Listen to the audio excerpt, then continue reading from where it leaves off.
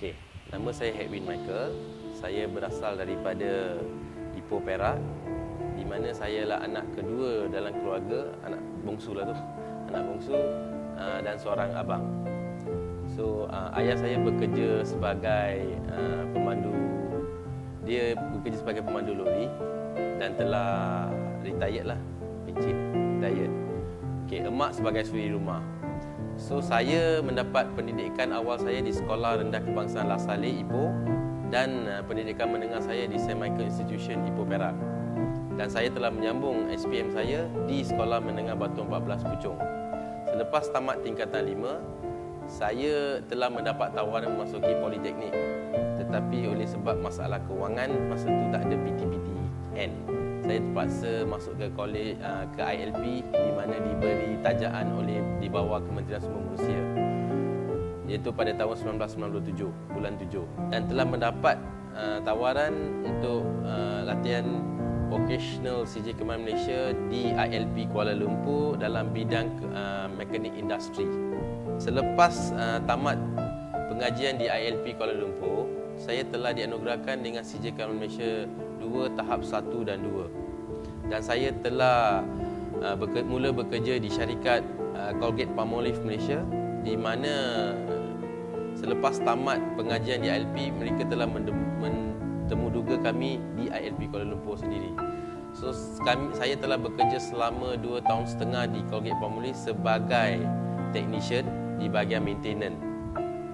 Selepas itu, saya telah memohon untuk memasuki ETH Shah Alam dan berjaya mendapat tawaran tersebut pada tahun 2000 dalam bidang jaminan mutu atau lebih dikenal QAE, Quality Assurance Engineering, dan telah tamat pengajian di ETH Shah Alam pada tahun 2003. Selepas tamat ETH Shah Alam, saya telah memohon memasuki kerja di syarikat PA Builder Sdn Bhd sebagai QA Assistant, di mana tugas saya adalah untuk mendokumentasikan semua maklumat mengenai sistem kualiti di syarikat tersebut, iaitu ISO 9001. So, selepas saya bekerja selama 3 tahun, saya telah dinaikkan pangkat daripada QA Assistant kepada QA Officer, di mana saya telah mendapat sijil Pegawai Keselamatan dan Kesihatan di NIOSH.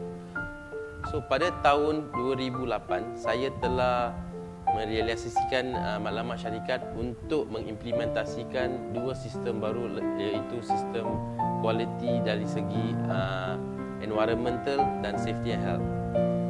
Dan pada tahun 2008 saya telah dinaikkan pangkat kepada ketua bahagian Quality Environment Safety Health di syarikat PA Builder sehingga kini. Dari segi kemudahan berbanding dengan ILP pada zaman 1997 dengan berbanding dengan kemudahan di ETH Shah Alam pada tahun 2000, terdapat walaupun 3 tahun, di situ kita dapat melihat perkembangan dari segi teknikal, di mana semasa di ILP Kuala Lumpur, dia latihan lebih menjurus kepada hands on, iaitu kepada kemahiran tangan sebagai tahan, di mana kita akan belajar 70% kemahiran tangan daripada kemahiran akademik ataupun dari segi dokumentasi praktikal. Dibandingkan dengan ETH Shah Alam, kami telah diberi pendedahan lebih kepada dari segi sistem akademik. Walaupun ia adalah sijil kemahiran 3 dalam Malaysia, masih lagi dalam golongan sijil kemahiran, tetapi di situ kami dapat mempelajari lebih akademik, di mana diberi pendedahan dari segi manajemen pengurusan, bagaimana hendak menguruskan, dan dari segi engineering works, di mana di situ saya dapat mempelajari kombinasi antara kemudahan teknikal dan documentation. Pendorong utama saya untuk menceburi bidang ini ialah ibu saya, di mana beliaulah yang telah menyarankan saya supaya memohon latihan di ILP. Saya telah diberi tunjuk ajar oleh pengajar-pengajar di institut tersebut. Sehinggalah tamat latihan, saya telah diberi peluang untuk ditemuduga oleh beberapa syarikat.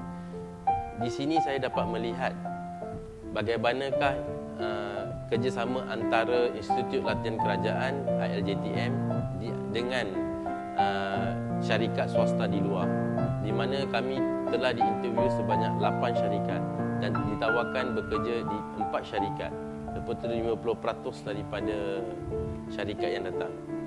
So di situ kita dapat menggambarkan bagaimanakah masa depan kita ataupun kejayaan kita selepas tamat latihan vocational. Walaupun pada asalnya saya menganggap latihan vocational ialah pendidikan kelas rendah, kelas kedua.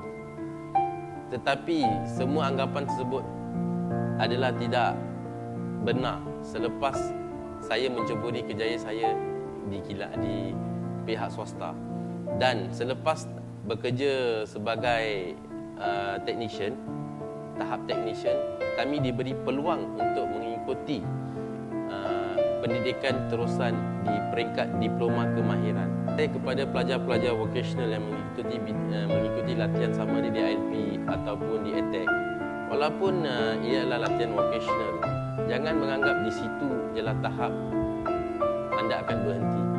Tetapi sebagaimana saya selepas tamat, walaupun dengan diploma kemahiran, saya dapat melanjutkan pelajaran saya ke peringkat master di IPTA, iaitu di UTM ataupun di UKM. So, maknanya bukan sekadar apa yang kita belajar, tetapi bagaimana kita akan meletakkan langkah untuk menceburi bidang yang kita rasanya akan memberi satu kejayaan ataupun sesuatu yang ambitious.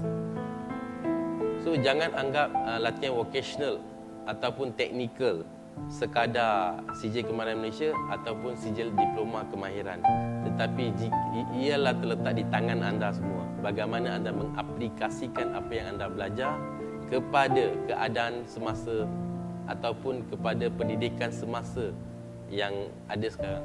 Pendidikan kemahiran adalah luas. Cuma terpulang kepada anda bagaimana untuk mengayati dan menterokai terbaik.